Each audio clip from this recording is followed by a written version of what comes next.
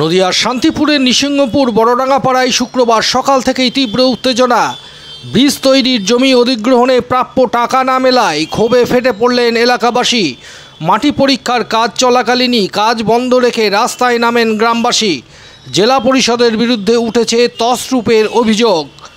2018 সালে শান্তিপুর কালনা ব্রিজের জন্য এই এলাকায় জমি অধিগ্রহণ করা হয়। 7 বছর কেটে গেলেও আজও অনেক প্রাপক তাদের বসতভিটার প্রাপ্য ক্ষতিপূরণ পাননি। অভিযোগ, চাষযোগ্য জমির টাকার কিছু অংশ মিটিয়ে দিলেও বসতভিটার ক্ষেত্রে শুরু হয়েছে অস্বচ্ছ লেনদেন। এলাকাবাসীর দাবি, আমাদের জমি গেছে কিন্তু হাতে কিছুই পাইনি, কাদের কাছে গেলে সেই টাকা পাবো, আর এই টাকাই বা কাদের কাছে গেল, প্রশ্ন তুলেছেন এলাকাবাসী। তাদের অভিযোগের আঙুল সরাসরি তৎকালীন জেলা পরিষদের সভাধিপতির দিকে। স্থানীয়দের অভিযোগ, জমি অধিগ্রহণের প্রক্রিয়ায় জড়িত কিছু দালাল চক্র প্রাপকদের টাকা আত্মসাৎ করেছে। প্রশাসন সেই দালাল চক্রের বিরুদ্ধে কোনো পদক্ষেপ না নেওয়ায় ক্ষোভ আরও তীব্র হয়েছে। এদিন প্রতিবাদী এলাকাবাসীরা স্পষ্ট জানিয়ে দিয়েছেন, যতদিন না পর্যন্ত জমির প্রাপ্য টাকা হাতে পাচ্ছেন ততদিন এই প্রকল্পের কাজ একেবারেই চলবে না। একদিকে প্রশাসনের আশ্বাস, অন্যদিকে বঞ্চিতদের বেদনা, সব মিলিয়ে নিসিংহপুর এখন একটাই প্রশ্ন ভাসছে বাতাসে, বীজ তৈরি হবে তো, কিন্তু বঞ্চনার সেতুটা ভাঙবে কবে? ব্যুরো রিপোর্ট, বাংলার প্রতিনিধি। তার সচিবকে লেখা।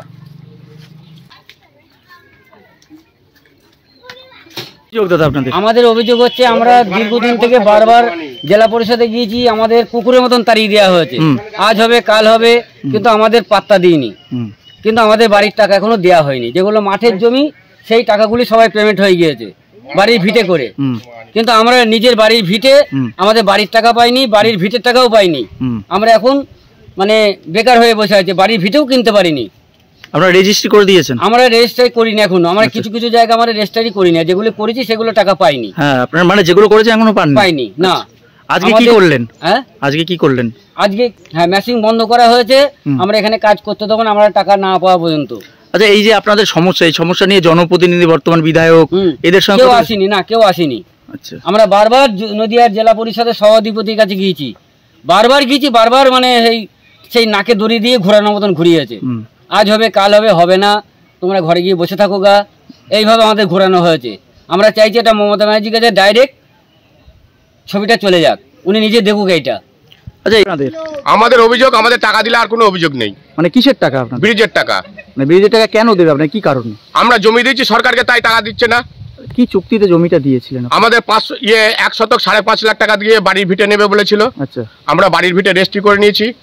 আমরা এরপরে প্রত্যেক নেতার দূরে দূরে গেছি। অরিন্দম ভট্টাচার্য আমাদের একটু সুরাহা করেছিল, কিন্তু আমাদের এমএলএ কোনো সুরাহা করেনি। এমএলএ কোন এমএলএ? ব্রজকিশোর গোস্বামী। গিয়েছিলেন তাদের কাছে? হ্যাঁ, বহুতবার গেছি। মানে কি বলেছেন উনি? উনি বারবার বলে জেলা পরিষদে যাও, জেলা পরিষদে গেলেই আমাদের পাঠিয়ে দেয় যে কোনো টাকা নেই, অ্যালাউড নেই।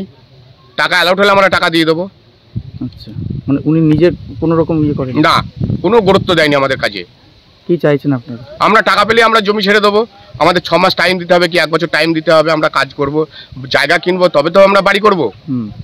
কতটুকু জমি দিয়েছিলেন? আমি 3.5 শতক জমি দিয়েছি। অভিযোগ বলতে, যারা আমাদের এখানে যারা বর্তমানে বাড়ির ভিটে আছে তারা এখনো টাকা পায়নি, আর যারা দালালির মাধ্যমে মানে ভিটে করেছে তারা টাকা পেয়েছে। আমাদের দাবি হচ্ছে টাকা দিচ্ছে না। কারা দিচ্ছে না? সরকার দিচ্ছে না টাকা। জমি যে আমাদের রেজিস্ট্রি করে নিয়েছে, জমির যে টাকাটা দিতে হবে সেই টাকাটা দিচ্ছে না। মানে আমি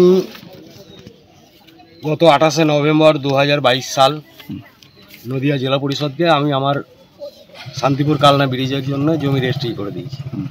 আমার জমির পরিমাণ হচ্ছে 5.25 শতক। তো এতদিন জমি রেজিস্ট্রি করে দেওয়ার পর প্রথম দিকে নিয়ম ছিল রেজিস্ট্রি করার 15 দিন পরে টাকা দিত। তো সেই রেজিস্ট্রি আজ পর্যন্ত টাকাটা দেওয়া হয়নি। আমরা বহুবার জেলা পরিষদে যাচ্ছি, ওই একই বক্তব্য, ফান্ড নেই, ফান্ড এসে গেলেই আপনারা পেয়ে যাবেন।